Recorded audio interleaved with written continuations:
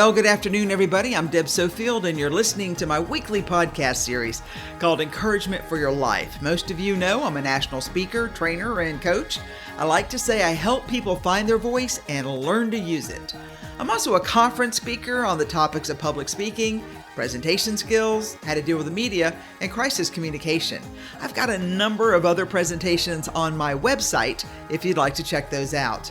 If your organization has an upcoming conference and you need a keynote speaker, I hope you'll reach out at debsofield.com. I would love to be a part. I've got a number of great books on the market. My best-selling book, Speak Without Fear. My book, Perfecting Your Platform. Both of those are on Amazon and Audible if you like to listen to books.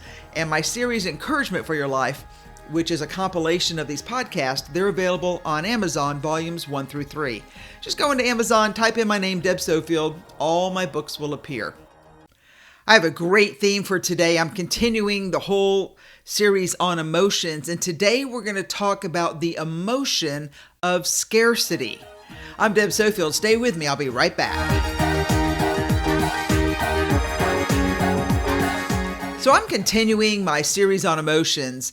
I started the series with the emotion of anger because anger, my friend, is a cancer to your soul.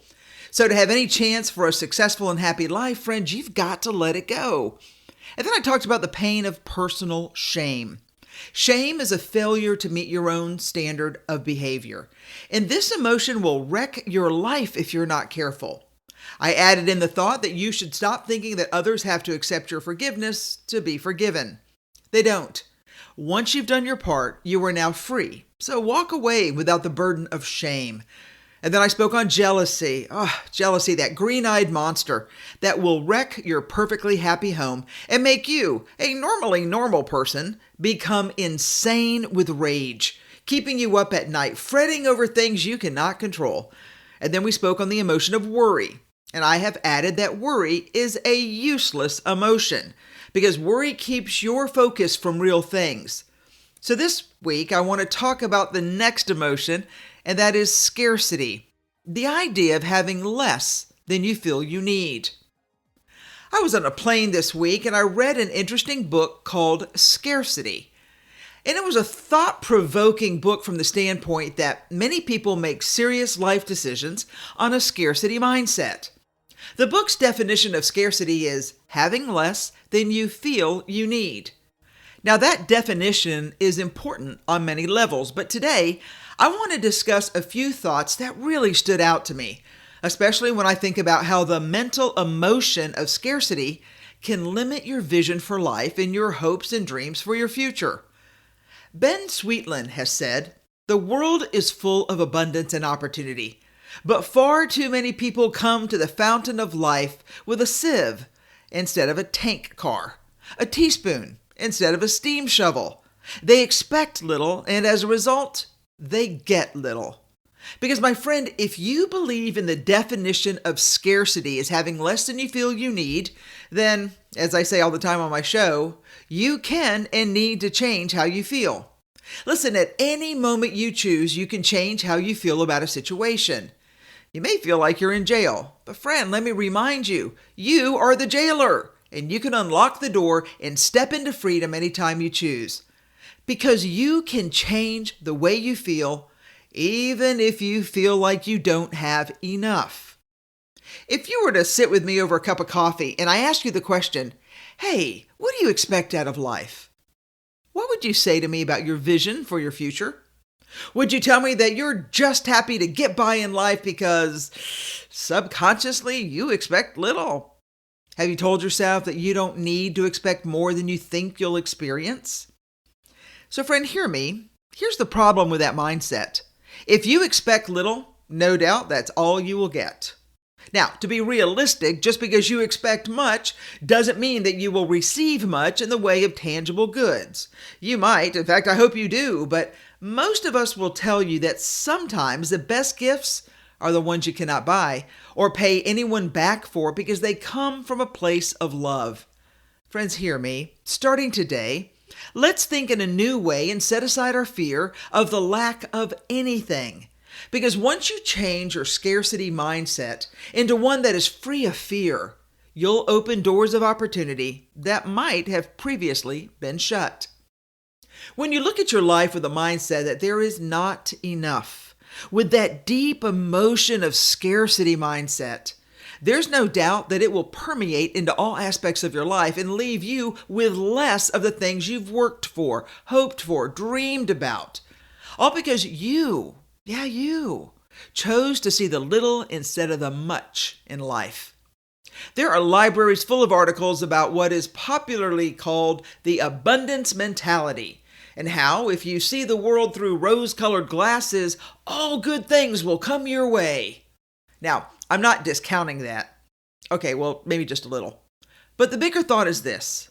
If you will, by a force of internal will or character or whatever you want to call it, allow yourself to live in such a way that is large and full and caring, and I'm going to add, has love for you and your fellow man, I think it's going to be hard to fall into a mindset of scarcity because those two are just not compatible.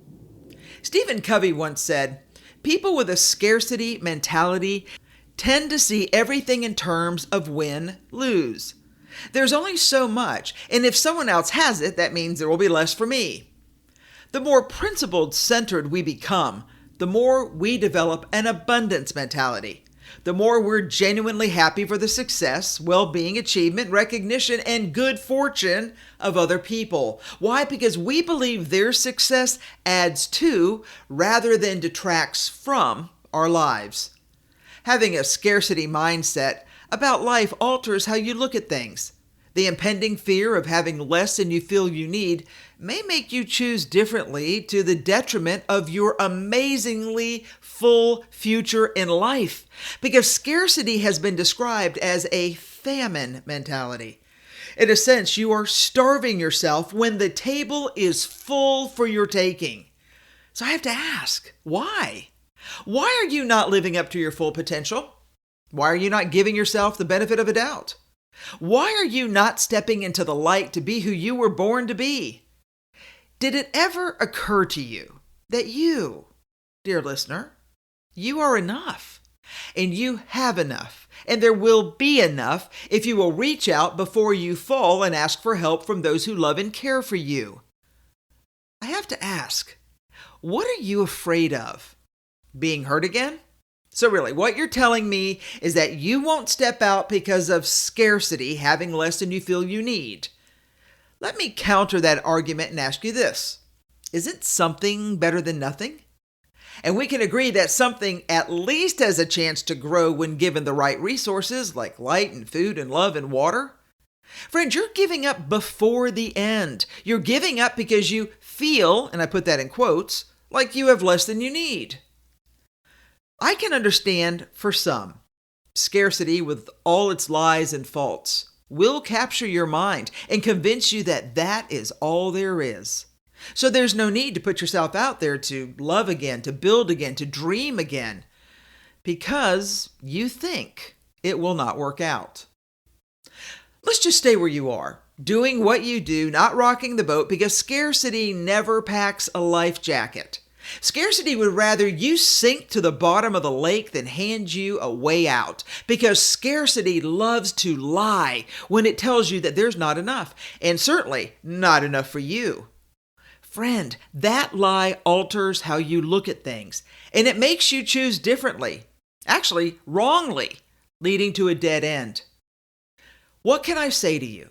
How can I convince you not to let scarcity capture your mind and convince you that you're not enough and that there's not enough to go around?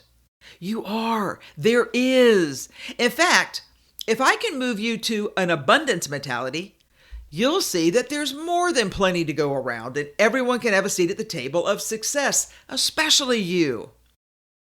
What I am so concerned about for those who have a scarcity mindset is that it takes over the minds of good people who've hit hard times, a rough place, or the lonely days and nights. And because of the fear that scarcity places on so many, that the world seems limited and that you're locked into a place that feeds the fear that paralyzes you from taking a chance on life and love and happiness.